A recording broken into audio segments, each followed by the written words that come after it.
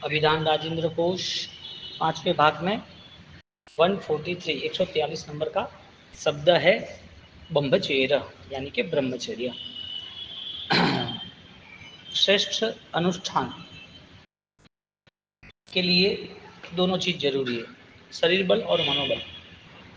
मनोबल वो सबसे बड़ी ताकत है। शरीर बल कम ज्यादा हो तो भी मनोबल सर्वश्रेष्ठ है। मनोबल को हम यानी अध्यात्म है लेकिन मनोबल कहते हैं।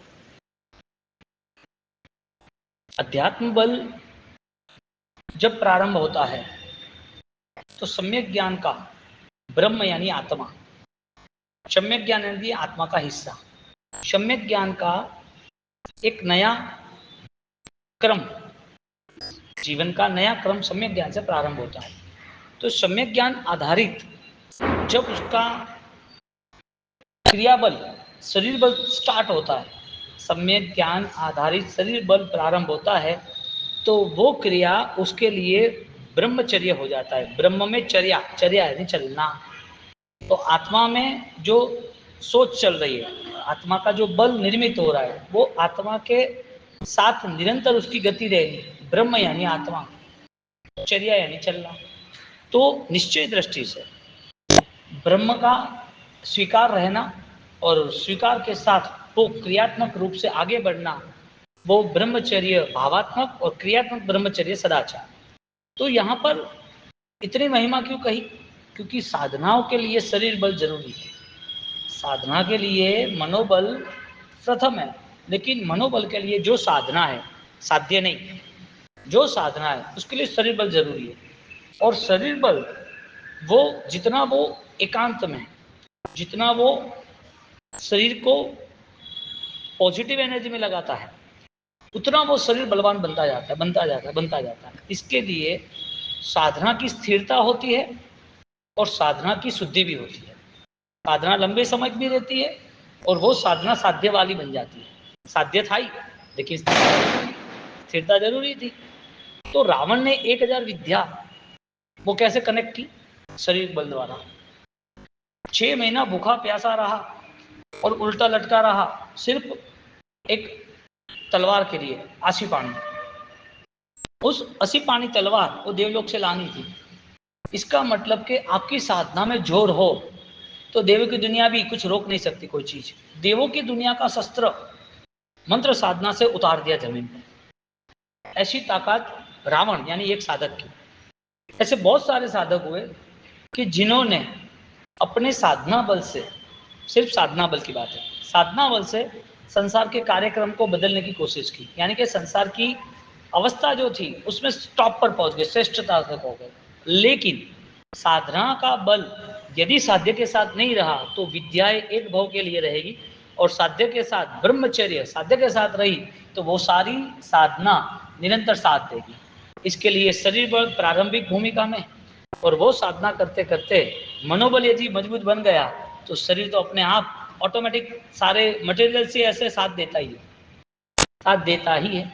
80 साल की उम्र वाले जो भी बुजुर्ग है उनको किसने बोला कि तुम पालितना गिरिराज शिखर जी पैदल चलो? कहाँ से चढ़े? शरीर साथ दे रहा है? नहीं। लेकिन लॉजिक ये है कि मनोबल से सब कुछ होता है। लॉजिक ये है कि मनोबल नहीं हो तो नहीं होता है क्या? शरीर बल कुछ समय साथ देता है, अध्यात्म बल हर समय साथ देता है। इसके लिए ब्रह्म का जो स्वरूप है वो दिव्य ज्योति है, दिव्य सामर्थ्य है, अनंत प्रकाश है। ब्रह्म जो है, ब्रह्म यानी आत्मा, लेकिन उस अनंत प्रकाश के साथ जो जुड़ा है उसके जीवन में रोशनी लगातार रहेगी। तो सामान्य से साइंस, सामान्य से आयुर्वेदिक, सामान्य से जो फिजिकल मूवमेंट है शरीर को, जो डॉक्टर की भरी भाषा में समझते, तो उसके पास शारीरिक बल से बहुत सारे रोग नहीं रहते, समाप्त हो जाते शारीरिक बल के कारण। तो शारीरिक बल के कारण रोग समाप्त होते हैं तो उसको, उसके शरीर में बल मिलता है, ऊर्जा मिलती है, कार्य करने की स्पीड मिलती है, उसके आगे और तेज मिलता है। तो जो कैंसर होता है, जो ज़्यादा बीमार रहता है, इसका मतलब उसका शरीर उसे साथ नहीं दे रहा है, मनोबल साथ नहीं दे रहा है, उसकी असर कर्म साथ नहीं दे रहा है, उसकी असर पूर्वक के कोई भारी ऐसी अज्ञान दशा थी, इसके लिए आज भी विचारों से दुखी है, इसकी असर। तो विचारों का पूरा असर, विचारों का पूरा असर वो कंप्लीटली शरीर पे पड़ता है। तो शरीर पे यदि वो बल पड़ता है तो विचार तो प्रथम रखे, सेंट्रल में रखे। इसके लिए जिसके विचार सकारात्मक है, सामर्थ्यवान है, उसके लिए हर क्रिटिकल कंडीशन भी पॉजिटिव हो जाती है, वो डिस्टर्ब रहता ही नहीं है। डिस्टर्ब कौन रहेगा? ब्रह्म में रहने वाला कहाँ से डिस्टर्ब रहेगा? जिसके पास अनंत प्रकाश है, वो अनंत प्रकाश के उजाले में वो छोड़ के अंधेरे में क्यों जाएगा? वो पॉसिबल ही नहीं है। तो यहाँ पर ब्रह्म के दो स्वरूप बताए, एक साधना और दूसरा एक साध्य। साधना का प्रकार बताया शारीरिक एक भाव के लिए, जो तुम्हें क्रिया पसंद है वो। तो साधना जीवन में जिन लोगों ने धर्म स्वीकारा, साधना स्वीकारी, तो ऐसे कई लोग हैं जिनका ब्रह्मचर्य है, जो गृहस्थी नहीं है, जो संसार बसाते नहीं, जो संसार में सारा धन, परिवार, पैसा, परिजन सब कुछ छोड़ के वो साधना करते। शरीर का बल, ममत्व, मोह, माया छूट गया, मन का भी बल। अब इस कंडीशन में लगातार उसे शरीर साथ देना जरूरी है। शरीर साथ नहीं देगा तो तब कैसे करेगा? स्वाध्याय कैसे करेगा? पचकान कैसे करेगा? वो बिना संसाधनों से कैसे रहेगा? उसे चलना भी है तो वो लंबे समय तक कैसे चलेगा? एक रामचंद्र जी अयोध्या से लंका तक हजारों किलोमीटर पैदल चले। उस समय राजा के बेटे थे, राजकुमारी थे ना राजा राम, वो पैदल चले। आज की भी वो संस्कृति है, पैदल चलने वाले, श्रवण समणी भगवान जैन दर्शन, दुखी नहीं देते किसी को। आज भी साधन के बिना रहते हैं, साधन नहीं चाहिए, साधन का उपयोग हमें नहीं करना है। उस भावना से उसका शारीरिक बल, साधना बल वो प्रारंभ हो चुका है। अब साधना बल रुके नहीं, वो ध्यान रखना था। इसके लिए चर्या, इसके लिए चर्या, आचरण, इसके लिए 3 लेवल लिए थे हमने, चर्या, चित्त और चिंतन। चर्या, चित्त। अब चर्या वो शरीर से, चित्त हमारा जो नॉर्मल आत्मा है वो है। चित्त को हम चैतन्य कहेंगे, चित्त को हम अभी मन नहीं कहेंगे। तो चर्या और चित्त तो है। अब मंथन, चिंतन, वो जो जतन करना था उसकी तैयारी ब्रह्मचर्य है। इसके लिए साधना प्रारंभ होनी और वो साधना स्थिर होकर सिद्धि तक ले जाए, वो आनंद अपरंपार है। तो क्रिया का बल नहीं मिला तो सामायिक मनोबल नहीं है तो क्रिया बल नहीं है, वो फाइनल है। जिसके पास सम्यक दर्शन की आराधना नहीं है उसकी क्रिया में कोई बल नहीं है, और वो क्रिया करने वाला कमजोर है, इसके लिए क्रिया भी कमजोरी साबित होती है। न उसको खड़े खड़े कुछ भगवान को वंदन करने हैं, न उसे अच्छी तरह विधि करनी है, न उसे कोई व्यवहार करना है, कोई नहीं, उसे मनोबल ही नहीं है ना उसके पास। उसको साधना स्वीकारनी है तो आगे बढ़े। और साधना का मूल उद्देश्य यही था कि हर चीज में मुझे परमात्मा की रोशनी, परमात्मा की झलक दिखे हर चीज में। ये खमासना गौतम स्वामी ने दिया था। ये चैत बंधन जगत चिंतामणि मेरे गौतम स्वामी ने बनाया है। सकल दिव्य बंधु कर जोड़, पहले सर्गे लाख 32, वो परमात्मा की 32 लाख प्रतिमा एक साथ दर्शन हो सकते हैं। वो अपनी साध्य दशा को कभी भी कमजोर नहीं बनाता। यदि ये सूत्र अर्थ का चिंतन नहीं है, सूत्र अर्थ और अनुभव नहीं है, तो कमजोर साधनाएं, कमजोर मन उसके जीवन में ऑलरेडी सारी चीजें उसे छुड़ा देगी। एक सामान्य कोई भी व्हीकल होता है, उसका पार्ट्स को भी ज्वाइंट करना है तो बोल्ट मजबूत फिट करना पड़ता है, वो कमजोर हो छूट जाएगा। एक दरवाजा है, खिड़की है, उसे लॉक सही नहीं लगा तो हवा से खुल जाएगा। कमजोर का नियम है कि वो उससे जुड़ा हुआ नहीं रहता है, उससे वो छूट ही जाता है। नल फिट नहीं है तो नल भी लीकेज होगा, पानी निकल ही जाएगा। तो यहाँ पर कोई भी चीज यदि क्रिया यदि कमजोर रह गई तो वो क्रिया छूटते हुए देर नहीं होगी। और क्रिया नहीं छूट रही है तो और बलवान बनाओ, क्योंकि शरीर से क्रिया छूट जाएगी बीमारी के नाम पर, लेकिन अध्यात्म के नाम पर वो भाव दशा जो है वो नहीं छूटे। इसके लिए अवसर न गमाए, वो ही चेतन। चेतन ज्ञान अजवाड़िए रे, ताड़िए मोह संताप रे, चित्त डूडम डोल तुवाड़िए रे, पामिए पीजिए सहज गुण आप रे। कैसे, क्यों वजह ये क्या हुई? ब्रह्मचर्य कुशल अनुष्ठानम तच्च तच्च चर्येत आसिव्यम। स्थानांक सूत्र के 9वें अध्ययन में परम ब्रह्म की लीनता कराए ऐसा अनुष्ठान, उसे हम ब्रह्मचर्य कहेंगे। ब्रह्म च कुशल अनुष्ठानम, ब्रह्म आत्मा में वो स्थिर कर दे। वो विशुद्धय अनुष्ठाने 10वें कालिक में, जिस अनुष्ठान की विशुद्धि निरंतर वृद्धिदायक है, विशुद्ध अनुष्ठान क्रिया श्रेष्ठ है, लेकिन उस क्रिया के पीछे वापिस विशुद्धि भाव धर्म विशेष वृद्धिमान होता है। अब सामान्य संसार क्या कहता है कि भाई संसार छोड़ दो, स्त्री पुत्र परिवार छोड़ दो, तो उसको हम साधना कह देंगे। सही बात है, ये ना नहीं है, लेकिन मन भी इतना ताकतवर बन जाना चाहिए कि सारी स्थिति में अलिप्तता जरूरी है, सारी स्थिति में। क्योंकि सामान्य यदि कोई चीज को लेके, क्रिया को लेके यदि धर्म कहेंगे तो धर्म की अवहेलना होगी। क्रिया के नाम पर यदि धर्म डिक्लेरेशन करेंगे तो धर्म की अवहेलना होगी, क्योंकि क्रिया तक सीमित धर्म नहीं है। धर्म एक धारणा शक्ति है, धर्म एक दुर्बुद्धि की मुक्ति की शक्ति है। धर्म की एक विशिष्ट साधना जो उसे निरंतर एक अनुभव कराता है, वो धर्म को क्रिया के नाम से जोड़ दिया तो क्रिया का बल निर्मित होने के बाद भी धर्म का बल निर्मित नहीं हो सकता।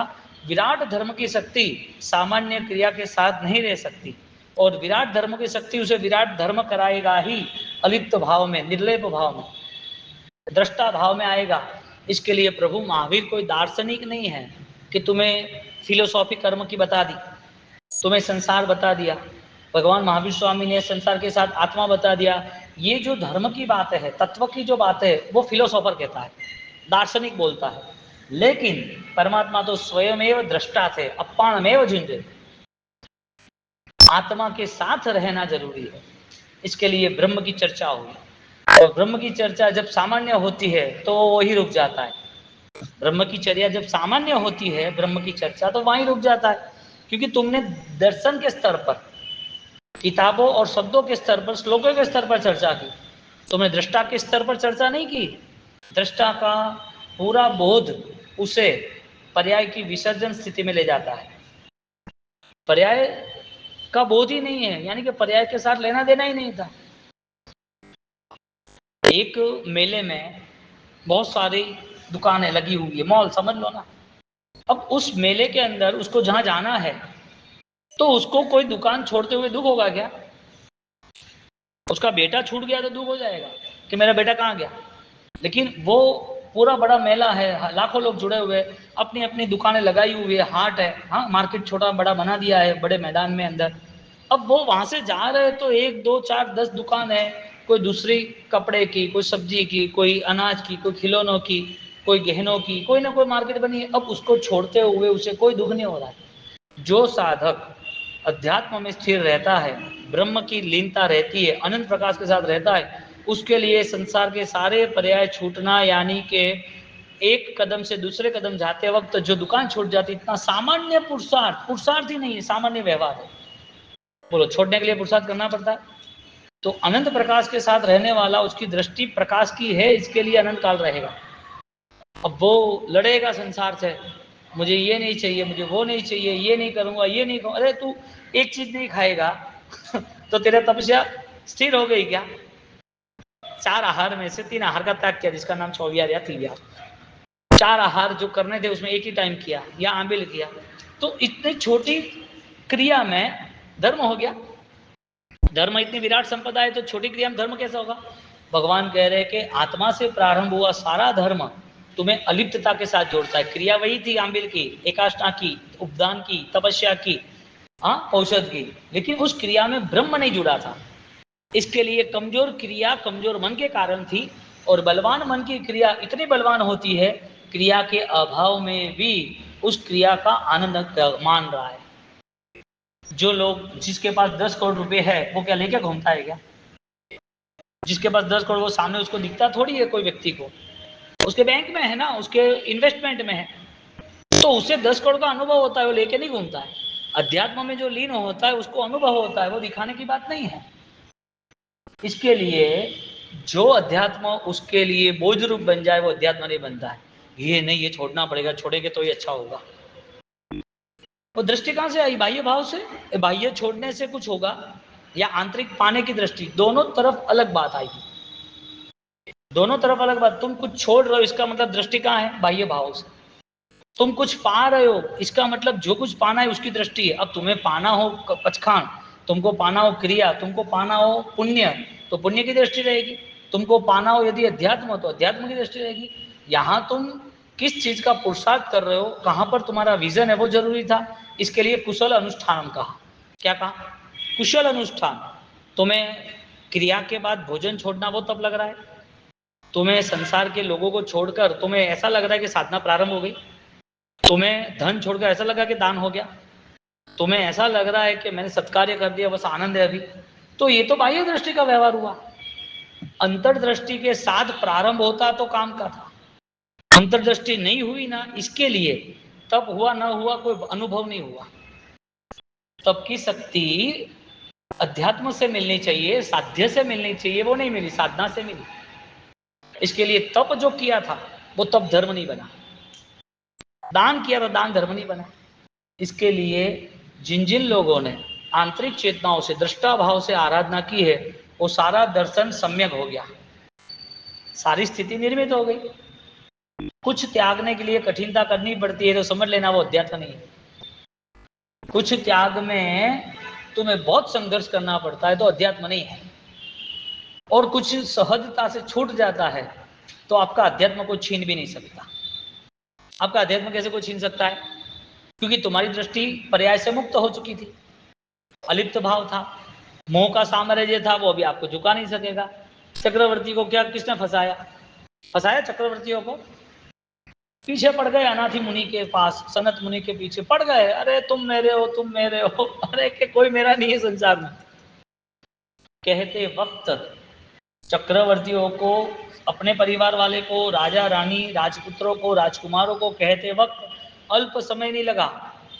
भरत महाराजा इतना बड़ा साम्राज्य लेकर बैठे थे, अंगूठी गिर गई, हाथों हाथ केवल ज्ञान, अल्प समय नहीं लगा छोड़ते वक्त।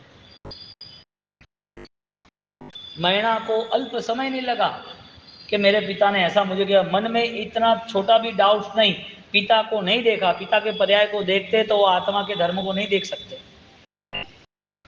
और जैसे आत्मा के धर्म को देखा तो पिता क्या करना है, पिता तो आज पिता बने हैं ना, कल तो वो मुझे नरक में मार रहे थे, कल तो मेरे पर भूतकाल में मेरे दुश्मन थे। आज के जो माता पिता है वो कल मेरे पति पत्नी, मेरे भाई बहन थे। मेरे सारे संसार के इस व्यवहार को ज्ञानियों ने जो बताया है वो समझदारी आ जाए तो आराम से अलिप्त भावों का ब्रह्मचर्य तैयार हो जाता है। अब जिस चीज में जबरदस्ती हो, इसका मतलब वो सारी चीजें दुखदायी अवस्था के साथ रखता है। इसको पानी पीना है तो जबरदस्ती पीना, एक घूंट पीता, अरे नहीं जाता अंदर, तो बीमार है तो नहीं जाएगा, हार्ट की प्रॉब्लम होगी, स्ट्रोक आएगा तो वो पानी नहीं पी सकता जल्दी, उसको जल्दी पानी पीना अंदर जाना नहीं होता। पानी पीना कठिन है क्या? इजी है। जिसको भूख बहुत लगी है उसके सामने अच्छा मीठा भोजन रख दिया है, वो भोजन उसके लिए लेना कठिन है कि इजी है? जिसको किसी से पेमेंट लेना है, 12 महीने से पेमेंट नहीं आ रहा है, वो बुला रहा है कि भैया पेमेंट ले लो आपका 25 लाख का, वो पेमेंट लेने के लिए उसको 2 घंटा जाना है, तो 2 घंटा जाना कठिन है कि इजी है? जो चीज आपके लिए सरल बनती है उसमें विचरण करना वो ब्रह्म यानी आत्मा चर्या नहीं रहना। यानी कि पानी पीना यदि प्यासे के लिए सरल बन जाता है, भूखे के लिए भोजन सरल बन जाता है, इसी तरह आत्मा में रहने के लिए उसके पास इतने सारे भाव धर्म है, इतने सारे साध्य है, उसको सरलता से बाह्य चीज छूट जाती है, छोड़नी पड़ती नहीं है। अब दुनिया भर का बोझा लेके घूमे और फिर भगवान के सामने रोए, भगवान भो भो तुम चरणों ने सेवा, एक बार चरणों पे लात मार के फेंक देंगे, भागे यहाँ से। कहेगा भगवान, भगवान कैसे आए? कितनी विपरीत अवस्थाओं में धर्म को मचेड़ दिया। और सबसे बड़ा अवसर आज जो मिला है वो नहीं मिलेगा।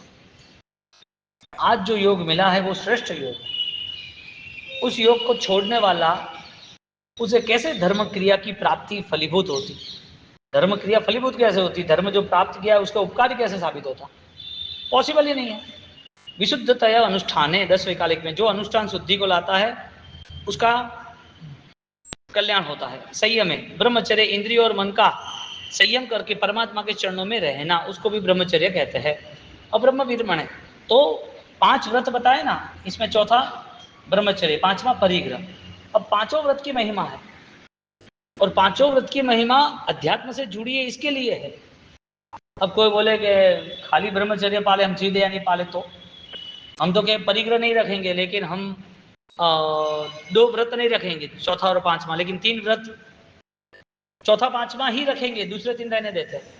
यहाँ भगवान ने पांचों व्रत का पूरा साइंटिफिक पावर बताया कि भाई जीव दया है तो वो तुम्हारी करुणा के कारण, मूर्छावाद है तो तुम्हारे अंदर जो लालसा थी वो खत्म हुई, अदत्तादान चोरी तो प्राणातिपात मूर्छावाद, या तो जो भी पहला व्रत दूसरा व्रत, वो सारे के सारे अपनाने बिना वो ब्रह्म में नहीं रह सकता, क्योंकि वहां तो उसकी लालसा खड़ी है। मोहम्मद शेख के पास तो कुछ नहीं था, अकेला ही था, वो तो ब्रह्मचारी है ना, अकेला ही था ना मोहम्मद शेख। वो तो बाहर से वो आते थे, सागवान के लक्कड़ है, बड़े बड़े पेड़, वो लेता था और बेचता था। अब जो झोपड़पट्टी में रहे, जो अकेला रहे, जो 2 ही द्रव्य तेल और चावल खाए, जो किसी से संसार में मिले करे नहीं, और वो कड़कड़ती ठंड में धूप में इतनी मेहनत करके वो लाए, तो वो इतना पुरुषार्थ कर रहा है तो कुछ तो उसके पास धर्म होगा ना, उसने त्याग नहीं किया। झोपड़पट्टी में कौन रहता है धन होने के बावजूद, इतना धन होने के बाद स्वजन से दूर कौन रहता है, स्वजनों से, इतना धन होने के बावजूद भी खाता पीता तो है नहीं, तो खाने पीने में त्याग किया, स्वजन का त्याग किया, रहने में सुखशीलता का त्याग किया, तो वो त्यागी नहीं, वो त्यागी है कि नहीं है। इसको त्याग कहेंगे तो मोहम्मद सेठ को त्यागी कहना पड़ेगा। तो 7वें मिनट में क्या त्यागी, त्यागी नहीं था, उसका दृष्टा भाव नहीं था, उसका दर्शन, उसकी दृष्टि सिर्फ और सिर्फ लालसा भाव से थी। बोलो एक व्रत का भी खंडन कर सकते हैं, एक व्रत को भी मिस कर सकते हैं, नहीं कर सकते। इसी तरह आत्मा भावों को छोड़कर तुम बोलो मुझे बहुत भक्ति पसंद है, मुझे सामायिक पसंद है, मुझे स्वाध्याय पसंद नहीं, तुम्हारी योग्यता प्रकट हो ऐसे सारे अनुष्ठान कर दे, लेकिन दूसरे अनुष्ठानों का विच्छेद किए बिना। अब जहां अनुष्ठान करते रहते नहीं, मुझे ये अनुकूल नहीं रहेगा, मुझे इसमें मजा आता है, इसके लिए कई लोग कहते हैं कि मुझे गरीबों को खाने में खिलाने में मजा आता है, तो कहता मुझे प्रभु भक्ति में आनंद आता है, तो कहता मुझे ध्यान में, मुझे साधना में, मुझे जाप में, मुझे वो आनंद आता है। आनंद सब लो, ब्रह्मचर्य, ब्रह्म में रहकर आगे बढ़ो। और जिसने अपने कसायों को नहीं पहचाना है उसकी धर्म क्रिया बहुत बोझदायक बन जाती है। कसायों को नहीं पहचाना, उसकी धर्म क्रिया बोझदायक बन जाती है। सामयिक करता है लेकिन बोझ, पुण्य का क्रिया है लेकिन डुबाने के लिए, मन शांत नहीं है। सामयिक करता है यानी कि आधा घंटा ध्यान भी करता है तो मन दूसरी जगह भटकता रहता है। वो परमात्मा की भक्ति करता है तो भी कोई आवाज करता है, तो क्यों बोला, परमात्मा में ध्यान नहीं, सामयिक में ध्यान नहीं, जो ध्यान करता है वो भी ध्यान नहीं, इसका मतलब अपनी आत्मा के साथ वो चीटिंग कर रहा है, गेम कर रहा है। इज द बिगेस्ट क्राइम, आत्मवंचकता। हाँ, तो इस तरह त्याग का बल, सर्वस्व कैसे विकसे, ब्रह्म में ज्यादातर कितना समय हम विचरण करें, ब्रह्मचर्य में ज्यादातर कितने समय रहे, द्रव्य से, व्यवहार से संसार मुक्ति तो है ही, उसके लिए साधना तो स्वीकारी है, लेकिन भाव से भी, इंद्रिय मन से भी मुक्त होना है। सिर्फ शरीर से, पंचेंद्रिय से या मन से नहीं, उससे भी मुक्त होकर अध्यात्म में मुझे लगातार उस प्रकाश की रोशनी के आसपास रहना है, क्योंकि प्रकाश के द्वारा कुछ खोजा जाता है और प्रकाश में कुछ खोजा जाता है। अंधेरे में कोई चीज गिर गई हो तो बैटरी लेके जाओ, यानी प्रकाश के साथ खोजी जाती है। अंधेरे में तुम कुछ भी चीज गिरी और खोजो तो नहीं मिलेगी। ब्रह्मचर्य वो अनंत ज्योति है, तमसो मां ज्योतिर्गमा, अनंत ज्योति है। परमात्मा का केवल ज्ञान दीपावली का पर्व बन गया। क्यों भाई, कैसे बना, वजह क्या थी,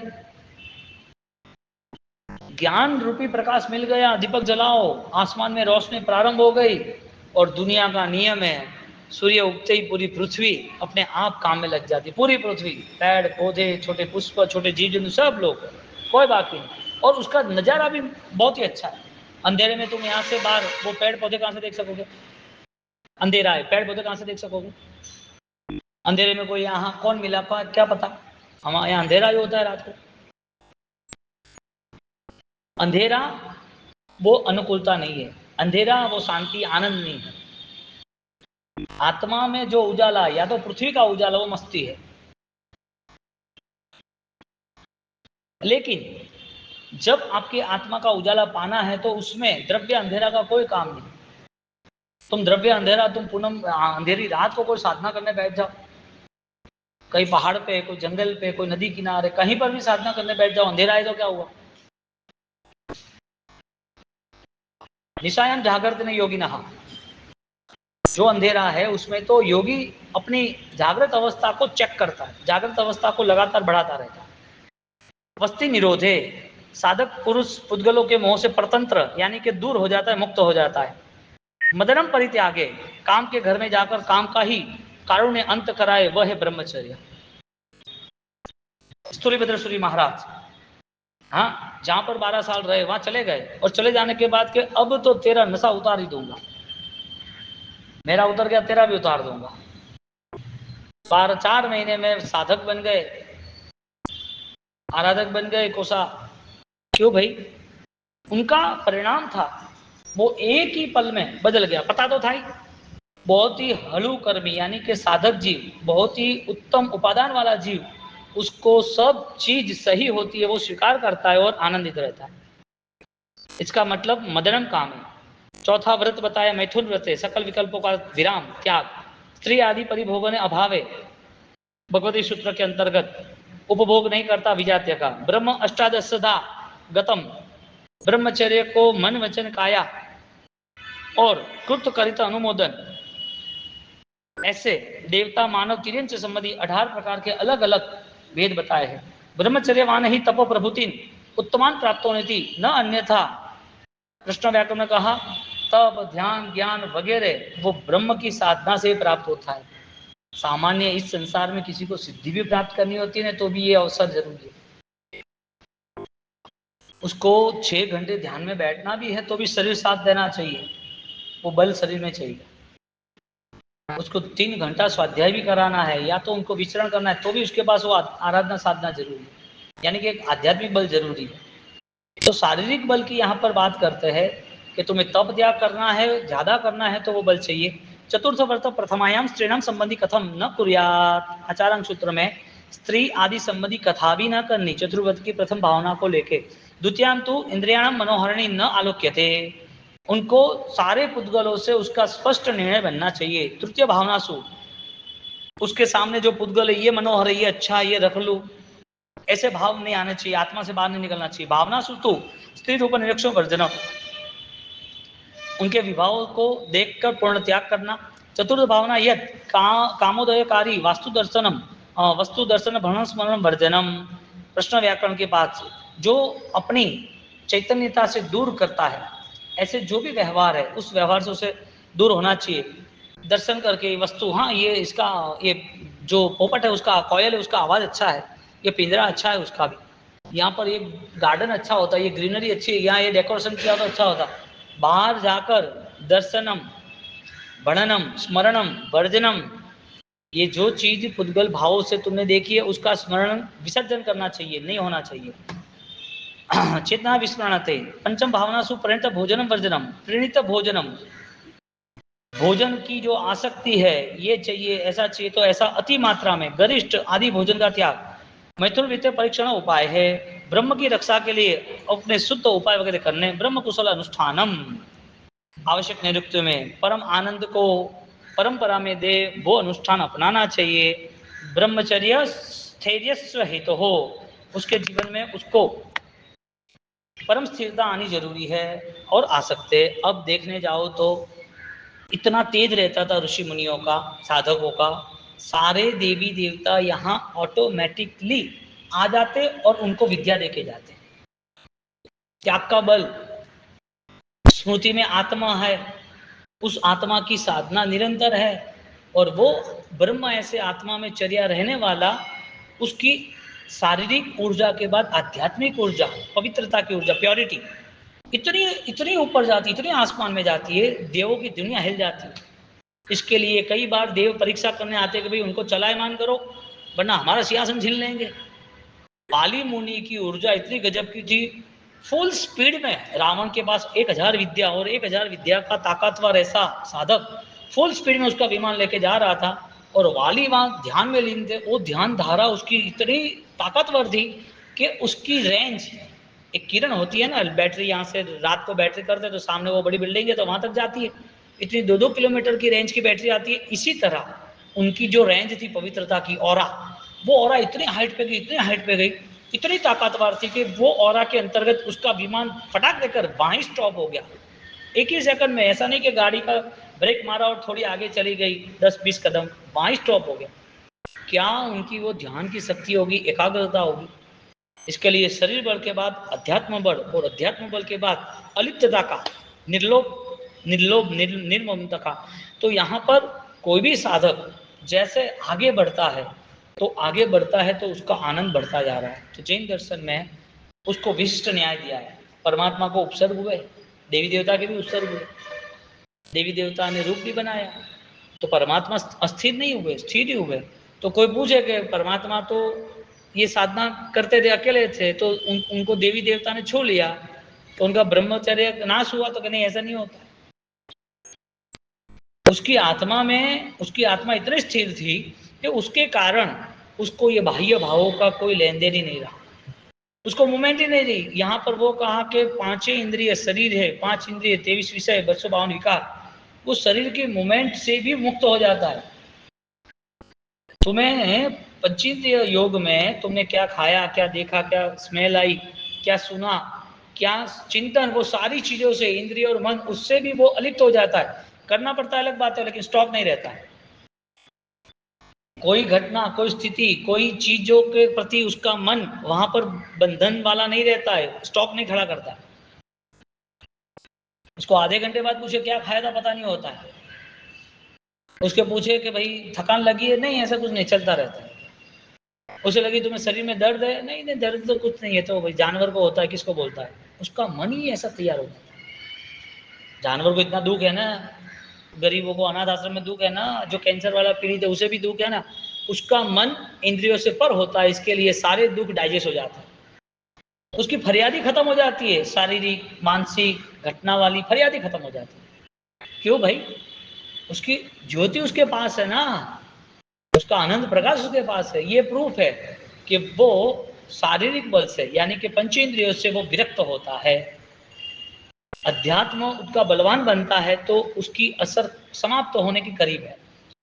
अब भोजन कोई भी मिला, उसे हामिल करने में भी प्रॉब्लम नहीं है, उसे 4-6 घंटे बैठने में भी प्रॉब्लम नहीं है, उसे लंबा चलना पड़े तो भी प्रॉब्लम नहीं है, छठ करके 7 यात्रा एक दिन में करनी है तो भी प्रॉब्लम नहीं है, 48 घंटे तक ध्यान में बैठना तो भी प्रॉब्लम नहीं। शरीर ऑलरेडी एब्सेंट हो गया।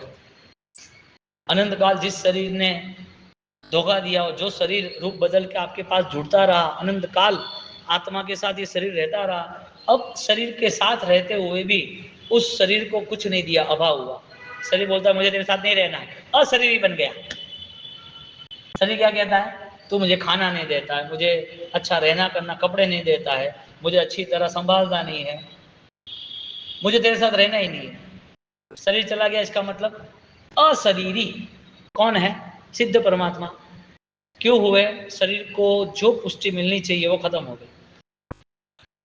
सीधी बात है ना, आग में घी डालोगे तो आग जलती रहेगी, घी नहीं डाला तो, लकड़े नहीं डाले तो आग खत्म। इस मन को, इस शरीर को जो चाहिए वो देना ही नहीं, उसको सीधा पिंजरे में डाल देना, ले बड़ा खा। आप तो जितने भी जेल में अभी जितने भी कैदी है, चाहे वो अच्छे परिवार के हो, सुख के साथ रहे हुए हो, वो सारे कैदी है, उसको सारी रोटियां दाल कंकड़ वाली भी खानी पड़ती है। अंधेरे में उसको एक रूम में रहना पड़ता है, छोटी सी खिड़की होती है, उजाला वहां देता है। वही कैदी, उसका वहीं लेट बाथरूम होता है, 1 महीने में साफ करने आता है, वही वो बंद करता है, टूटा हुआ वो कमाड़ है, वहीं बांस मारता है, वहीं सोता है, वहीं जो खाना देता है वो लेता है, वही पुराने मैले कपड़े में रहता है, नींद आए नहीं आए वही चटाई देते हैं, वहां कुछ नहीं होता है। शरीर ने स्वीकार किया ना सब कुछ। क्यों? फरियाद किसको है?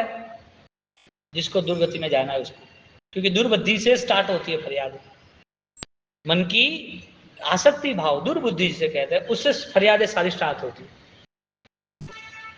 इसका मतलब उसके पास वो तुलना करने की शक्ति नहीं थी, अनंत काल शरीर ने धोखा दिया है, अब शरीर को ऑलरेडी निचोड़ देना है। बोलो साधना कैसे बेस्ट होती है? दादा गुरुदेव रायन शर्मा ने कैसी साधना की, वो आज है ही भी नहीं यहाँ इस पृथ्वी पर, लेकिन उसका साक्षात्कार है, देह से नहीं है, देह से नहीं है, दिव्यता तो से है। आज उनका आयुष्य पूर्ण हो गया, शरीर का धर्म है, वो जाना है, तो वो जाए उसके पहले क्या करके जा सकता है? इसके लिए उसकी तैयारी ब्रह्म की रहती है, ब्रह्मचर्य इसे कहते हैं।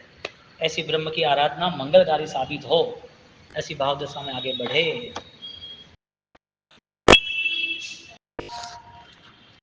इच्छा